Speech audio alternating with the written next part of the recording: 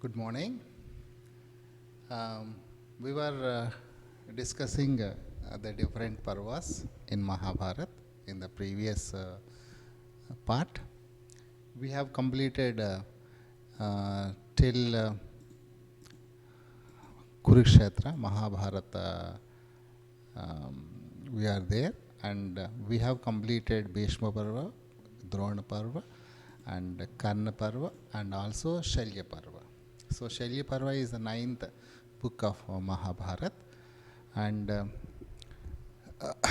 the next Parva is Sautika Parva, and next one is in this Ashwadhama will take revenge on Pandavas, and next is Stri Parva, right? It completely deals about the impact of the war on the women, okay, whose husbands and sons and fathers dies in the battlefield. So next, Shanti Parva, the book of peace. This is 12th book of 18 books of Mahabharata. So this is 12th book, Shanti Parva. It deals after the great battle. Yudhishthira become a king of Hastinapur, and the instructions given by Bhishma, and to the new king. And Yudhishthira will try to restore peace in the kingdom. So this is Shanti Parva. And then Anushasana Parva, this is the 13th book of Mahabharata. And it deals about the Bhishma giving the final instructions, final messages, final wordings to Yudhishthira in continuation with what he started in the Shanti Parva. So Bhishma discusses all the Rajniti, etc., with Yudhishthira. Okay, and then next Parva is Ashwamedhika Parva. This is 14th book of Mahabharata, 14th Parva, and the royal ceremony of Ashwamedha will be done by Yudhishthira on the instructions of Krishna, right? So mainly it is Ashwamedha that event will be done in this, discussed in this Ashwamedhika Parva. And the next is Ashrama Vashika Parva. This is the 15th book of Maharashtra, I'm very sorry, Mahabharata, and it comprises of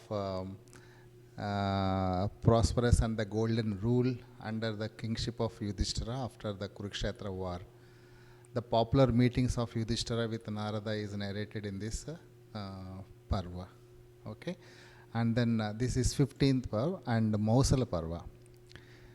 This is 16th book of Mahabharata, and it consists of it is in this Parva the death of Krishna 36 years after Kurukshetra war. It also contained the sorrowful incidents of Lord Krishna's tribesmen.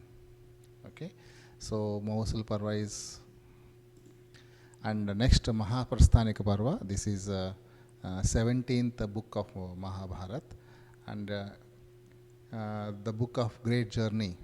It consists of 3 chapters, and it recites the journey of Pandavas, the Indian territory. Finally, they are ascended to the Himalayas. And the final Parva of this book is Svargarohana Parva. Right? In this, Yudhishthira's arrival to heaven and how he deals with the people in the heaven and hell. Okay?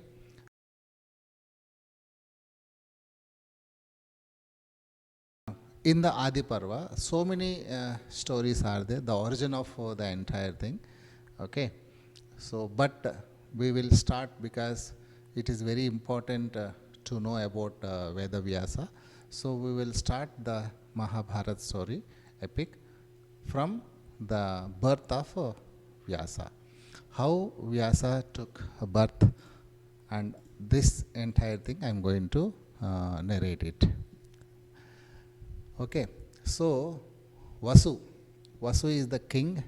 He was ruling Chedi country. Chedi.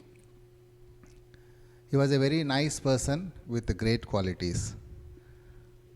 Right? He was ruling the kingdom very nicely, extraordinarily. He is very, very good also. One day he went for hunting. Okay, जैसा Ravi sir hunting 7 fishes का जैसा है वैसा नहीं है. But this Raja Vasu, Vasu is the king. Okay, Chedi. It is, you can find out this Chedi in our map also. So one day what happened? He went for hunting. After hunting some days, he got vexed of his life. He got bored of his life. He hunted for several days and he got bored. He left he left kingdom, he left wealth, everything he left, and he went to ashram and started doing tapas. Okay, so he started doing tapas. Then Devendra is there. Devendra is most jealous of this man. He did not understand why he left everything and he started doing tapas. So Devendra, out of jealous, what happened? He wanted to disturb this tapas, because he is thinking that this Raja Vasu, he is aiming, focusing on Indra Padavi. Right? So that is why this Indra, Devendra wanted to disturb his thing. So Devendra, out of jealous, he wanted to break his tapas, and so he went to him and he started talking to him. So he gave so many varas to him, so many, okay, vara.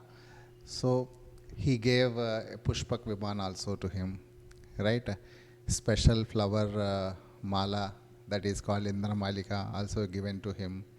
So many things he has given to him, and he is motivated that Raja Vasu, and he convinced Raja Vasu to go back his kingdom and rule the kingdom. Okay, so Devendra sent him back with the Pushpak Viman, flower mala, Indra Malika, etc., etc. Okay, so then with blessings of Indra and various Devata, Raja Vasu started ruling the country with more involvement. अभी उनके पास बहुत सारा है. So Pushpak है, Pushpak Viman. So wherever he wants to go, he is going and ruling and finding, solving the problems of the people. Okay, so again he went to his palace. Near to his palace there was a river. There was a river named Shuktimati. Shuktimati is the river, right, to his palace. It is easily visible, right?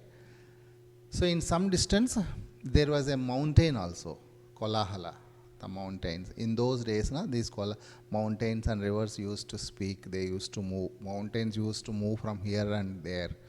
Mountains used to have the wings, they used to fly in those days. So near this Raja Vasu's palace there was a river, Shuktimati, and there was a mountain named as Kolahala. Both river and mountain can change their shape. River can transform her thing as a human being, and Kolahala also become a human being. So they have those powers. So one day what happened? This Kolahala got attracted towards this river Shuktimati. Very much got attracted by seeing the beauty of this Shuktimati. Got attracted and troubling her very badly. Right? He was going behind that Shuktimati, Kolahala. So behind he started troubling Shuktimati.